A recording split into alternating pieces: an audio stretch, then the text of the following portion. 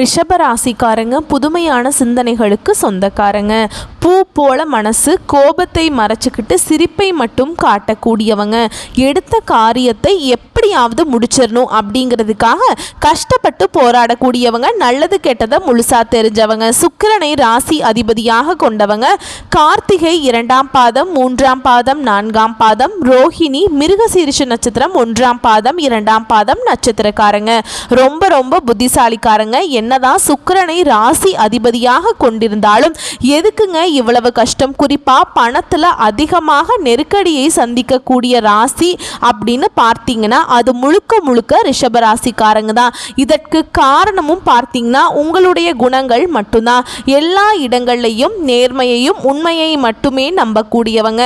உங்களுக்கு சொந்தமோ பந்தமோ அது தப்புனா அது தப்பு தான். வெட்டு ஒன்று துண்டு ரெண்டுன்னு பேசக்கூடியவங்க. உண்மை நியாயத்திற்கு மட்டுமே என்னைக்குமே கை கொடுப்பீங்க. உண்மைக்கு புறம்பா எந்த ஒரு விஷயத்தையுமே செய்ய மாட்டீங்க. இதனால தான் நிறைய கஷ்டங்களும் துன்பங்களும் அதிகமாகவே ரிஷபராசிக்காரங்களுக்கு ஏற்பட்டுக்கிட்டு இருக்கு. தங்களுடைய கஷ்டத்தையும் கண்ணீரையும் கடுகு அளவு கூட மற்றவங்களுக்கு தெரியாம பார்த்துக்குவாங்க. இதனால பார்க்குறவங்க எல்லாருமே ரிஷபராசியா இவங்களுக்கு என்னப்பா சூப்பரா இருக்காங்க, இவங்களுக்கு என்ன குறைச்சல் அப்படின்னு தான் நினைச்சிட்டு இருக்காங்க. ஆனா சாப்பாட்டுக்கு கூட கஷ்டப்படுறது உங்களுக்கு மட்டும்தான் தெரியும். கஷ்ட காலத்துல திரும்பி பார்க்க கூட ஆள் கிடையாது. ஏதோ தட்டு தடு மாதிரி எந்திரிச்சு நிக்கிறப்ப உங்களை குறை சொல்றதுக்குனே நிறைய பேர் தேடி வருவாங்க. உங்க சொந்தக்காரங்க நண்பர்களுக்கு ஒரு தேவை இருக்குதுன்னா மட்டும்தான் உங்ககிட்ட வருவாங்க. அந்த தேவை முடிஞ்ச உடனே உங்களை தூக்கி போட்டுருவாங்க. மறுபடியும் அவங்க வந்து உங்ககிட்ட உதவின்னு கேட்பாங்க. அவங்க உங்களுக்கு முன்னாடி பண்ண துரோகத்தை எல்லாமே மறந்துட்டு மீண்டும் அவங்களுக்காக உதவி செஞ்சு ஏமாறக்கூடியவங்க தான் ரிஷபராசிக்காரங்க. வாழ்க்கையில எப்படியாவது முன்னேறணும் அப்படிங்கிறதுக்காக தினம் தினம் கஷ்டப்பட்டு உழைக்கக்கூடியவங்க தான். உங்களுக்கு வரக்கூடிய நாட்களில் இருந்து உங்களுடைய தலைவிதி அப்படிங்கிறது முழுவதுமாகவே மாறப்போகுதுங்க. அதாவது இந்த 2025 பிறந்து கிட்டத்தட்ட 6 மாதங்கள் ஆயிடுச்சுங்க. நிறைவடையும் போகுது. ஒன்றுமே இல்லை, எங்கள் வாழ்க்கையில் எந்த ஒரு முன்னேற்றமும் இல்லை, எந்த ஒரு மாற்றம் எதுவுமே நடக்கல சாமி அப்படின்னு தான் நிறைய ரிஷபராசிக்காரங்க சொல்லுவீங்க.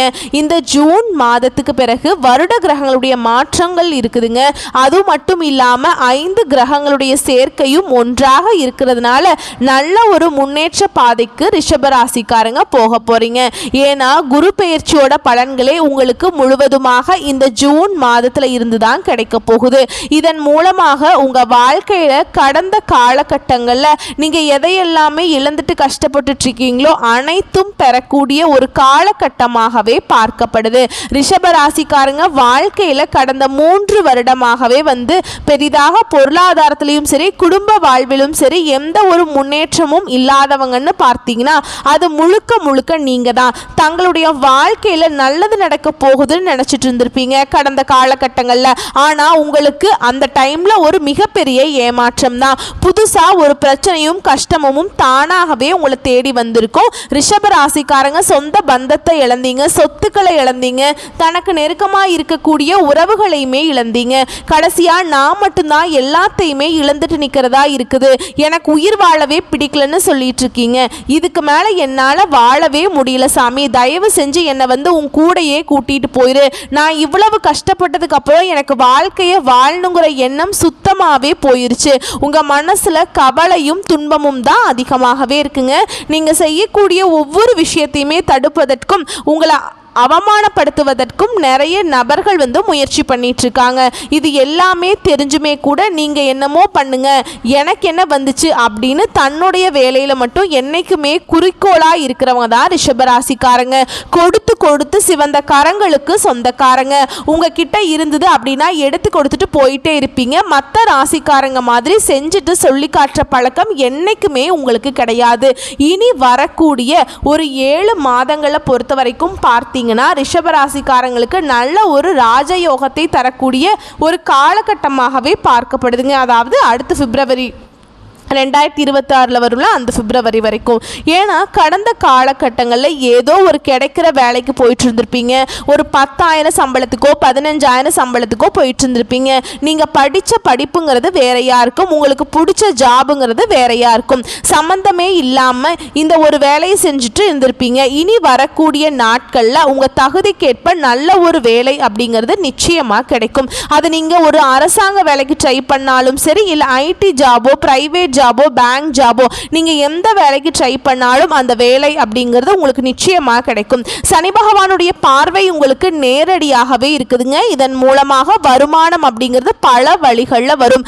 தொழிலில் லாபம் சற்று அதிகமாகவே கிடைக்கும். அரசியல்வாதிகளை பொறுத்த வரைக்கும் புதிய பொறுப்புகள், புதிய பதவிகள் எல்லாமே தானாகவே உங்களை வந்து சேரும். இந்த குரு பெயர்ச்சி பார்த்தீங்கன்னா உங்களுக்கு குரு பகவான் 2ஆம் இடத்துல இருந்து 3ஆம் இடத்துக்கு வந்து வக்ர நிவர்த்தி ஆகியிருக்காருங்க. இதன் மூலமாக நீங்க நினைக்கிறது அனைத்து விதமான நல்ல காரியங்கள் அனைத்தும் உங்களுக்கு விரைவில் நடக்க போகுது. ராகுவால உங்களுடைய செல்வாக்கு உயரும், உடல் ஆரோக்கியம் மேம்படும், சங்கடங்கள் நீங்கும். மறைமுகமா உங்க தொழில் வாழ்க்கையிலும் சரி, இல்லற வாழ்க்கையிலும் சரி, ஏதாவது ஒரு நபர் வந்து ஒரு தொல்லை கொடுத்துட்டே இருந்திருப்பாங்க.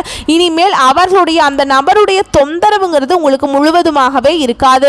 கேதுவால மட்டும் ஒரு சில ஆபத்துகள் வருது. இந்த கணவன் மனைவி இருக்கிறீங்க அப்படின்னா சின்ன சண்டை சச்சரவு, பிரிந்து போகக்கூடிய வாய்ப்புகள், ஒரு மனக்கசப்பு, சண்டை அடிக்கடி வருது. இந்த மாதிரி நிறைய பிரச்சனைகள் வந்து இந்த கேது பகவான் என்ன பண்ணுவார்னா குடும்ப வாழ்க்கைக்குள்ள வருவாருங்க.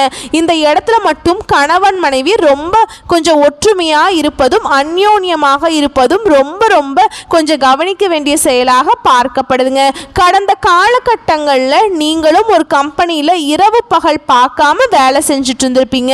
உங்களுடைய சொந்த கம்பெனியா நினைச்சு வேலை செஞ்சிருப்பீங்க. ஆனா உங்களுக்கு சரியான ஒரு அங்கீகாரம் அப்படிங்கிறது நீங்க வேலை செய்யக்கூடிய இடங்கள்ல கிடைச்சிருக்காது. இதை நினைச்சு ரொம்பவே வந்து வருத்தப்பட்டிருப்பீங்க. ஏன்னா நம்மளுக்கு வந்து அப்புறம் வேலைக்கு வந்தவங்க எல்லாம் சலுகைகளையுமே வாங்கிட்டாங்க, கிடைச்சிருச்சு. நம்ம கிட்டத்தட்ட எத்தனை வருஷமா வேலை செய்கிறோம், நம்மளுக்கு எதுவுமே கிடைக்க மாட்டேங்குது அப்படின்னு ரொம்ப வருத்தப்பட்டிருப்பீங்க. இனி ஜூன் மாதத்துக்கு பிறகு பார்த்தீங்கன்னா உங்களுக்கு சம்பள உயர்வு, பதவி உயர்வு, உங்களுக்கு மேல் இருக்கக்கூடிய அதிகாரிகளுடைய ஆதரவு முதற்கொண்டு உங்களுக்கு விரைவில் கிடைக்க போகுது. இனி உங்கள் வார்த்தைக்கு மதிப்பு மரியாதை கிடைக்கும். அந்தஸ்தில் நீங்கள் எதிர்பார்த்த உயர்வுக்கு போக போறீங்க. இந்த ஜூன் மாதத்திலிருந்தே பார்த்தீங்கன்னா உங்களுக்கு நினைச்சது எல்லாமே நடக்குங்க. தொழில் வியாபாரத்தில் இருந்த தடைகள் அனைத்தும் விலகும். லாபம் அதிகமாக கிடைக்கும், முன்னேற்றம் உண்டாகும். வரவேண்டிய பணம் விரைவில் கைக்கு வந்து சேரும். குடும்பத்தில் நெருக்கடிகள் விலகும், செல்வாக்கு அந்தஸ்து உயரும். வெளிநாட்டு முயற்சிகள் உங்களுக்கு வெற்றியை தரும். தெய்வ சிந்தனை அதிகமாகும். பெரியோர்களுடைய உதவிகள் விரைவில் கிடைக்கும்.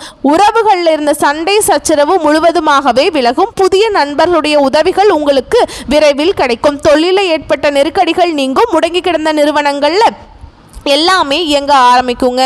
வியாபாரத்தில் எதிர்பார்த்த லாபம் கிடைக்கும். புதிய தொழில் தொடங்கக்கூடிய முயற்சிகள் உங்களுக்கு அனைத்தும் வெற்றியை தரும். தொழில் இருந்த தடைகள் விலகுவது மட்டும் இல்லாமல் சிலர் வந்து புதிதாக தொழில் தொடங்குவீங்க. உற்பத்தியில் இருந்த தடைகள் நீங்கி தொழிலை விரிவு செய்வீங்க.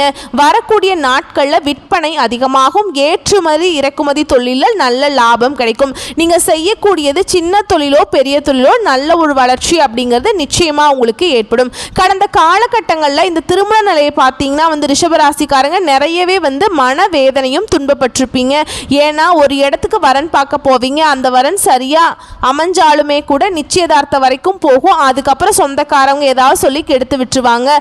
அதையும் மீறி பார்க்கும்போது பார்த்தீங்கன்னா வந்து இப்போ இருக்கக்கூடிய சமீபத்தில் ஆண்களுக்கெல்லாம் 30, 31, 35க்கு மேலே ஆயிருக்குங்க. நிறைய ரிஷபராசி ஆண்கள் வந்து திருமணம் ஆகாமல் இன்னைக்கு வரைக்குமே கஷ்டப்பட்டுட்ருக்கீங்க. இனி அந்த ஜூன் மாதத்துக்கு பிறகு அந்த நிலைங்கிறது இருக்காதுங்க. நீங்கள் எதிர்பார்த்த மாதிரி உங்கள் தகுதிக்கேற்ப நல்ல ஒரு வரன் அப்படிங்கிறது வாழ்க்கை துணையாக உங்களுக்கு நிச்சயமாக வருவாங்க.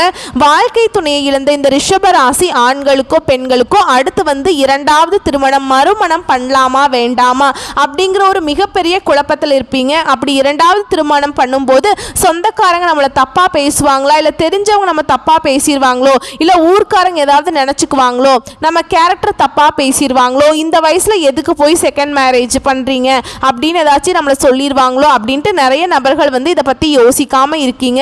ஏன்னா இப்போ இருக்கக்கூடிய பொருளாதார சூழ்நிலையும் இப்போ இருக்கக்கூடிய காலகட்டத்தையும் வச்சு பார்க்கும்போது ஒரு சிங்கிள் பேரண்டால் அது ஆணாக இருந்தாலும் சரி பெண்ணாக இருந்தாலும் சரி சர்வே பண்ணுறது ரொம்ப ரொம்ப கடினங்க. நீங்கள் எதிர்பார்த்த மாதிரியே விரைவில் வாழ்க்கை துணை அப்படிங்கிறது உங்களுக்கு நிச்சயமா அமையதான் போகுது. குழந்தை பாக்கியத்துக்காக எங்கிய ரிஷபராசி நேயர்கள் பார்த்தீங்கன்னா, எங்களுக்கு மேரேஜ் ஆகி 2 வருஷம் ஆகுது சாமி, 4 வருஷம் ஆகுது, 8 வருஷம் ஆகுது, நாங்களும் போகாத ஹாஸ்பிட்டல் இல்லை, பார்க்காத ட்ரீட்மெண்ட் இல்லை, வாரத்தில் 5 நாள் கோவில் போயிட்டு இருக்கோம், ஆனால் எங்களுக்கு வந்து வழிபாடெல்லாம் செய்கிறோம், ஆனால் பிள்ளை பாக்கியமே இல்லை அப்படின்னு நிறைய ரிஷபராசிக்காரங்க சொல்கிறீங்க. இந்த ஜூன் மாதத்துக்கு பிறகு வருட கிரகங்களுடைய மாற்றங்கள் இருக்கிறதுனால உங்களுக்கு உடல் சார்ந்த பிரச்சனைகள் அனைத்தும் வரக்கூடிய நாட்களில் முழுவதுமாக நிவர்த்தியாகி இந்த 2025 முடியறதுக்குள்ள உங்களுக்கு விரைவில் பிள்ளை பெரு பாக்கியம் அப்படிங்கிறது உண்டாகும். கடந்த காலகட்டங்களில் காதலில் சற்று அதிகமாகவே தோல்வியை சந்தித்தது யாருன்னு பார்த்தீங்கன்னா ரிஷபராசிக்காரங்க. இனிமேல் உங்களுடைய காதலில் எந்த ஒரு சண்டை சச்சரவும் இருக்காது. உங்களுடைய காதலை வெளிப்படுத்தும் போது காதல் கண்டிப்பாக கைகூடும். வீட்டில் போய் சொல்லும் போது பெற்றோர் உங்களுக்கு முழுமையான சம்மதத்தோடு உங்களுக்கு திருமணம் செய்து வைப்பாங்க. பிரிந்திருக்கக்கூடிய கணவன் மனைவி எல்லாமே மீண்டும் ஒரு முறை ஒன்றாக சேர்ந்து பேசக்கூடிய வாய்ப்பு கிடைக்கும் பட்சத்தில் கண்டிப்பா இருவரும் ஒன்றாக இணைந்து வாழ்வீங்க. வரக்கூடிய நாட்களில் கடினமான காரியத்தையுமே சுலபமாக செஞ்சு முடிச்சிருவீங்க. உங்க எளிமையான பேச்சு திறமையால நீங்க அனைவரையுமே கவர்ந்து இழுப்பீங்க. சிலருக்கு படிப்பதற்காக வேலை விஷயமாகவும் வெளியூர் வெளிநாடு போகக்கூடிய வாய்ப்புகள் எல்லாமே உங்களுக்கு விரைவில் கிடைக்க போகுது. உங்களுடைய வீட்டுக்கே பார்த்தீங்கன்னா புதிதாக ஒரு உறவு ஒன்று வரப்போகுதுங்க. அந்த உறவு உங்களுடைய வருங்கால மனைவியாக இருக்கலாம், இல்லை காதலியாக இருக்கலாம், புதிதாக ஒரு சொந்தக்காரராக இருக்கலாம், நண்பர்களாக இருக்கலாம். இவர்கள் மூலமாக இத்தனை நாட்கள் ரிஷபராசிக்காரங்க ஒரு தடுமாற்றத்தோடு நீங்க இருந்திருப்பீங்க. இந்த நபர் உங்க வாழ்க்கைக்குள்ள வரும்போது நல்ல ஒரு வெற்றியும் உங்களுக்கு கண்டிப்பாக வழிநடத்தி செல்லக்கூடிய ஒரு வாய்ப்பாக இந்த நபர் இருப்பார் அப்படிங்கிறது நிச்சயமா உங்க வாழ்க்கைக்குள்ள வரப்போறார். அந்த நபர் மூலமாக ஒரு தருமாற்றத்திலேயே இருந்திருப்பீங்கல்ல, அது எல்லாத்தையுமே மாற்றி நல்ல ஒரு வெற்றியை நோக்கி தள்ளக்கூடிய ஒரு நபராக இந்த நபர் இருப்பார் அப்படிங்கிறது நிச்சயங்க. உங்க வாழ்க்கையில அங்கம் பெற போகிறார் அந்த நபர். வந்து கடந்த காலகட்டங்களில் உங்களுடைய குடும்பத்தில் எந்த ஒரு சுப நிகழ்ச்சியுமே நடந்திருக்காது. இதை நினைச்சு உங்க வீட்டில் இருக்கக்கூடிய பெரியவங்க எல்லாமே ரொம்ப வருத்தப்பட்டிருப்பாங்க. என்னடா சொந்தக்காரங்க வீட்டில் இத்தனை பேர் வீட்டில் ஃபங்க்ஷன் நடக்குது, நம்ம வீட்டில் ஒரு ஃபங்க்ஷனுமே நடக்க மாட்டேங்குது, நம்ம எப்பதான் நம்ம வீட்டில் ஃபங்க்ஷன் வைக்க போகிறோம் அப்படின்னு சொந்தக்காரங்க எல்லாமே கேட்குறாங்க அப்படின்னு ரொம்ப ஃபீல் பண்ணிட்டு இருந்திருப்பீங்க. இனி வரக்கூடிய நாட்களில் உங்கள் குடும்பத்தில் திருமணம், சீமந்தம், புதிதாக வீடு கட்ட ஆரம்பிப்பீங்க. கிரகப்பிரவேசம் போன்ற சுப நிகழ்ச்சிகள் எல்லாமே தொடர்ந்து நடக்க போகுதுங்க. ரிஷபராசிக்காரங்களுக்கு இருக்கிற ஒரே பிரச்சனை பார்த்தீங்கன்னா இந்த கடன் பிரச்சனை தான். இப்படியே கடனை மட்டும் கட்டி முடிச்சிட்டிங்கன்னா போதும் சாமி, கொஞ்சம் நிம்மதியாக இருந்துக்குவேன், எனக்கு 3 லட்சம் கடன் இருக்குது, 5 லட்சம் கடன் இருக்குது, 10 லட்சம் கடன் இருக்குது அப்படின்னு தான் நிறைய ரிஷபராசிக்காரங்க சொல்றீங்க. இந்த ஜூன் மாதத்துக்கு பிறகு நல்ல ஒரு பொருளாதார முன்னேற்றம் இருக்கிறதுனால இந்த 2025 முடியறதுக்குள்ள 1 பைசா கடன் இல்லாம அனைத்து விதமான கடனையுமே கட்டி முடிச்சுட்டு 0 பைசாவோட நீங்க வந்து கடன் இல்லாம நீங்க 2026 அடி எடுத்து வைக்க போறீங்க. அந்த அளவுக்கு நல்ல அற்புதமான பொருளாதார முன்னேற்றம் அப்படிங்கிறது உங்க வாழ்க்கையில வரப்போகுதுங்க. அது மட்டும் இல்லாம உடல் சார்ந்த பிரச்சனைகள்ல நிறைய ரிஷபராசிக்காரங்க தொந்தரவுகளை சந்திச்சிருப்பீங்க. இந்த கிரக மாற்றங்கள் மூலமாக உடல் சார்ந்த பிரச்சனைகள் அனைத்தும் உங்களுக்கு வரக்கூடிய நாட்களில் முழுவதுமாகவே நிவர்த்தியாக போகுது. இனி வரக்கூடிய நாட்களில் ரிஷபராசிக்காரங்களுக்கு வளர்ச்சி அப்படிங்கிறது யாருமே எதிர்பார்க்காத அளவுக்கு ஒரு மிகப்பெரிய ஒரு அசுர வளர்ச்சியாக இருக்க போகுது. உங்களுடைய சொந்தக்கார நண்பர்களே உங்கள் மீது வந்து பொறாமை கொள்ள போறாங்க. வரக்கூடிய வாய்ப்புகளை மட்டும் கரெக்டாக பயன்படுத்திக்கிட்டீங்கன்னா போதும், எல்லாமே சூப்பராக நடந்துடுங்க. வாழ்த்துக்கள். நன்றி, வணக்கம்.